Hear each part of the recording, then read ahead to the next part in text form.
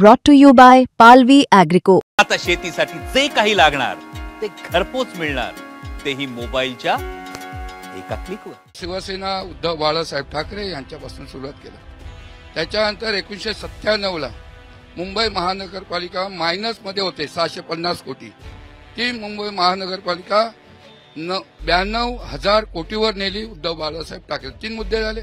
आणि चौथा मुद्दा असा आहे, जे मी मराठी बोलतो हे वाचवण्याचं काम शिवसेना उद्धव बाळासाहेब ठाकरे यांनी केलेलं. आणि मुंबई वाचवायची असेल, या महाराष्ट्र 105 हुतात्मे दिलेले आहेत. मुंबई अशी तशी भेटली नाही, कोणत्या व्यापाऱ्यांनी तयार केलेली नाही.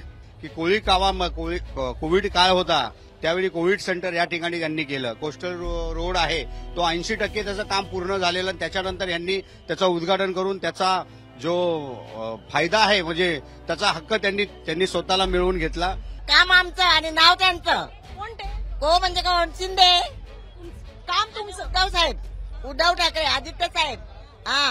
काम केलं आम्ही आणि नाव त्यांचं.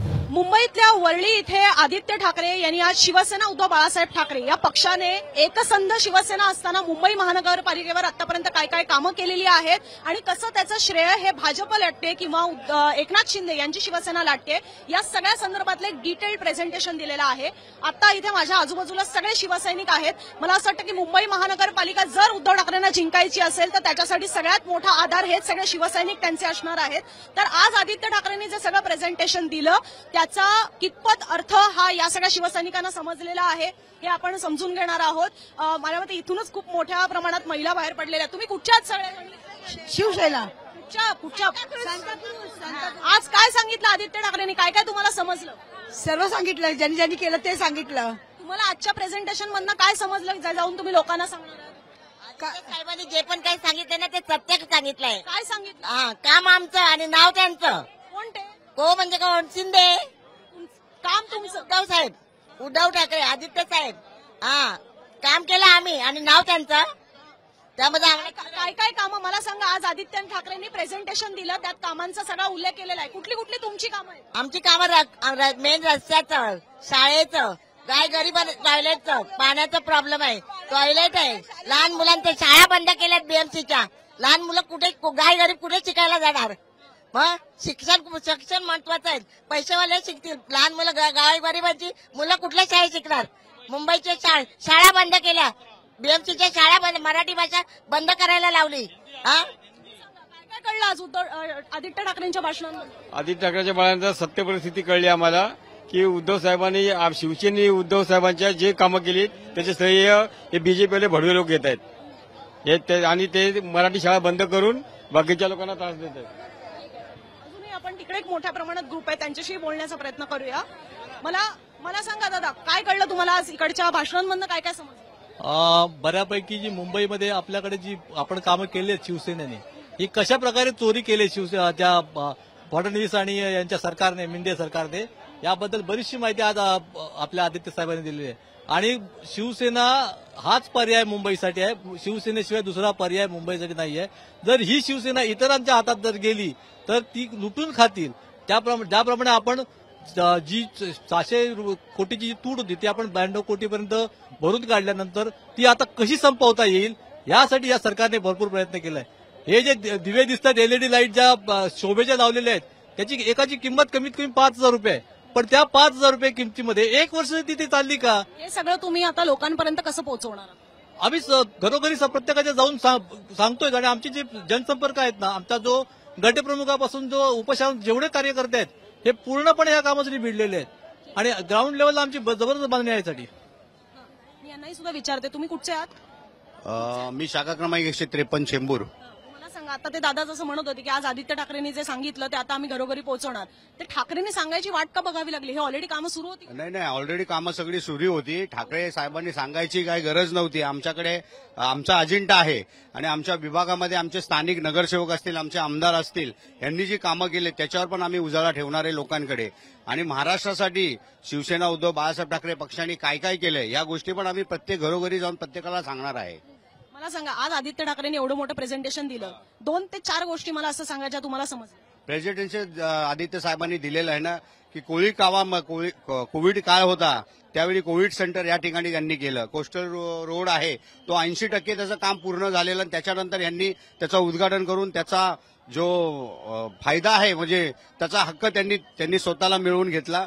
आणि त्यानंतर हा तुमचा धारावीचा प्रश्न आहे SRAचा, त्या धारावीच्या प्रश्नासाठी आम्ही त्या ठिकाणी उतरलेलो आहोत. आणि मुंबईमध्ये 500 स्क्वेअर फूटच्या ज्या झोपड्या घर आहेत त्यांना करमुक्त केलेलं आहे. अशा प्रकारचं 4-5 तुम्हाला प्रेझेंटेशन आदित्य साहेबांनी सांगितलेत, अशा प्रकारचे प्रेझेंटेशन त्यांनी केलेली आहेत.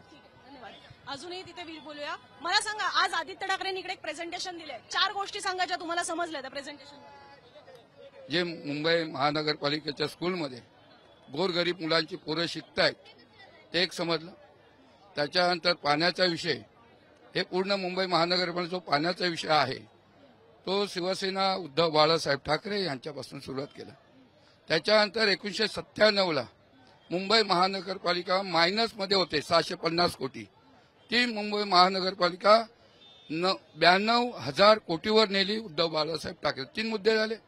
आणि 4था मुद्दा असा आहे, जे मी मराठी बोलतो हे वाचवण्याचं काम शिवसेना उद्धव बाळासाहेब ठाकरे यांनी केलेलं. आणि मुंबई वाचवायची असेल, या महाराष्ट्र 105 हुतात्मे दिलेले आहेत. मुंबई अशी तशी भेटली नाही, कोणत्या व्यापाऱ्यांनी तयार केलेली नाही. ही हुतात्मे दिलेले आहेत 105, आणि त्या हुतात्म्याच्या जीवावर ही मुंबई आलेली आहे. मला सांगा, शेवटाला आदित्य ठाकरेंनी काही घोषणा दिल्या, काय होत्या त्या घोषणा, काय समजलं त्यातनं? मुंबई कुणाची आणि मुंबईची निशाणी काय, म्हणजे आपली निशाणी काय तर मशाल, आणि मुंबई ही मराठी माणसाचीच असेल आणि मराठीच माणूस या मुंबईमध्ये राहील अशी त्यांनी घोषणा दिली. आणि या मुंबईमध्ये मराठी माणूस राहिला पाहिजे असं त्यांनी शेवटची घोषणा दिली. आणि असं आहे, 500 स्क्वेअर फूटच्या जागेला टॅक्स माफ केलेलं होतं. आता उद्धव साहेबांनी घोषणा केलेली आहे आणि जे बोलते शिवसेना ते करून दाखवते. आणि 700 स्क्वेअर फूटच्या जागेला करमाफी उद्धव साहेब देणार आहे. धन्यवाद. तर इथल्या काही शिवसैनिकांना अर्थ कळलेला आहे की आज आदित्य ठाकरे नेमकं काय म्हणालेले आहेत. इथल्यांशी बोलूया. मला सांगा, सगळे शिवसैनिक आहात का? शिवसैनिक सगळे फोटो काढताय तुम्ही? चालायचं ना आता, कसं साहेबांची आवड एवढी आहे. 2 मिनिटं मला सांगा. साहेबांची आवड एवढी आहे की ते प्रेम आम्हाला व्यक्तच करता येत नाही, त्यामुळे फोटो साहेब तर सोडून द्या, साहेब आल्या तर आम्ही नतमस्तक होऊ, पण फोटोसाठीच आमचं एवढं प्रेम आहे की आमचा मोह आवरत नाहीये. मला सांगा, आज आदित्य ठाकरे यांच्या भाषणातनं काय बोध मिळालं? काय झालं म्हणजे गेले जे आदित्य साहेबांनी जो मुंबईचा विकास केलेला आहे तो लोकांपर्यंत पोहोचवणं, आणि असा म्हणजे क्वालिफाईड विकास, ज्याला म्हणजे अभ्यासपूर्ण विकास हा इथून मागे कधी झालेला नाही, जो आदित्य साहेबांच्या नेतृत्वामध्ये पूर्ण मुंबईचा झालेला आहे. आणि ह्या आदित्य साहेबांचं नेतृत्व घेऊनच आम्हाला पुढे मुंबईचा पुढचा विकास करायचा आहे. आणि हे ध्येय उद्दिष्ट घेऊन आम्ही इथून बाहेर निघालोय. आता या महिलांशी बोलूया. कुठून आलाय तुम्ही सगळ्याजणी? मला सांगा, आज आदित्य ठाकरेंनी काय काय सांगितलं, काय समजलं तुम्हाला? काय समजलं म्हणजे आम्हाला सगळं काय ते सांगितलं. मुंबई आपल्या ताब्यात घेतली पाहिजे. या गद्दारांच्या दिली हातात तर ती विकून खातील, गुजरातला नेतील. त्याच्यासाठी आमची मुंबई आम्हाला वाचवायला पाहिजे. 2 कामं सांगा जी तुम्हाला समजली, जी आज आदित्य ठाकरेंनी सांगितली. जेणेकरून कोस्टल रोडचं काम ते म्हणजे शिंदेगड बीजेपी आपलं क्रेडिट दाखवते. आम्ही केलेल्या कामावरती ते क्रेडिट दाखवतं. आम्हाला त्या गोष्टी लोकांपर्यंत पोहोचवायच्या आहेत की आपली कामं जे आपण केले ते आपल्याला लोकांपर्यंत पोहोचवायचे आहेत. आणि कोस्टल रोड झालं. दुसरं काम की म्हणजे एक महानगरपालिका हॉस्पिटल असू द्या, परत आपले शाळा असू द्या, हे पण आपले म्हणजे आपल्या महानगरपालिकेने केलेले म्हणजे सुखसुविधा आपले ते लोकांपर्यंत पोहोचवायचे. आता ही सगळ्या गोष्टी ते लोक दाखवतात की आम्ही केलंय, पण ते त्यांनी नाही, ते आम्ही केलेलं आहे, ते आमचं काम आहे, आमच्या साहेबांचं काम आहे. तर मुंबई आमच्या आणि आम्हालाच पाहिजे. तुम्ही सांगा, तुम्ही शाळा म्हणाला, लाजतायत ताई. अजून कोणी आहे ज्यांना कामं लक्षात आहेत? काय सांगितलं आज आदित्य ठाकरेंनी? त्यांनी अजून घनकचऱ्याबद्दल सांगितलं. त्यांनी घनकचऱ्याचं केलेलं होतं ते काम सांगितलं. दुसरी गोष्ट, वीर जिजामाता उद्यान जे त्यांनी चालू केलं, त्यांनी जे प्राणी पक्षी आणून सोडलेलं होतं ते एक काम आहे. अशी बरीच कामे जी त्यांनी केलेली आहेत ते त्यांनी आम्हाला जल शुद्धीकरणाचं काम केलेलं आहे. जिथं पाणी भांडूपमध्ये जे पाणी शुद्धीकरण केलेलं आहे ते बिसलेरी पाण्यासारखं शुद्ध आहे. एवढी कामं त्यांनी केलेली आहेत. ते आम्हाला मुंबईकरांना पटवून द्यायचं आहे. आणि महापालिका ही जी आमच्या ताब्यात आहे ती तशीच ठेवायची आहे, हेच आम्हाला त्यांनी मार्गदर्शन केलं. आता परत तुम्ही सगळ्याजणी सांगा, आवडलंय का आदित्य ठाकरेंनी काय प्रेझेंटेशन केलंय? आता खूप छान म्हणालात. आता तुम्ही सांगा, 2 मुद्दे सांगा. अटल सेतूचं काम असेल त्याचं क्रेडिट दुसरे घेऊ बघतायत, पण ते आमचं आहे आणि ते आमचंच राहणार, ते कोणाला हे करायची गरज कसं काय तुमचं क्रेडिट कसं काय ते? आता लोक याच्यात विचारतील की भाजपने म्हटलेलं आहे, त्याचं नावच अटल म्हणजे अटलजींच्या नावाने दिलेलं आहे, भाजपवाले सहज म्हणतील की हे तर आम्ही केलं. नाही ना, आम्ही प्रूफ दिले ना, म्हणून आदित्य साहेबांनी विथ प्रूफ सगळं सांगितलेलं आहे. त्यामुळे असं क्रेडिट आमचं चोरायची कुणी हे करू नये, प्रयत्न करू नये. आणि तुम्ही सांगा अजून कोणी आहे ज्यांना कळलेलं आहे की आज आदित्य ठाकरेंनी काय सांगितलंय? नाही कळलं काय सांगितलं?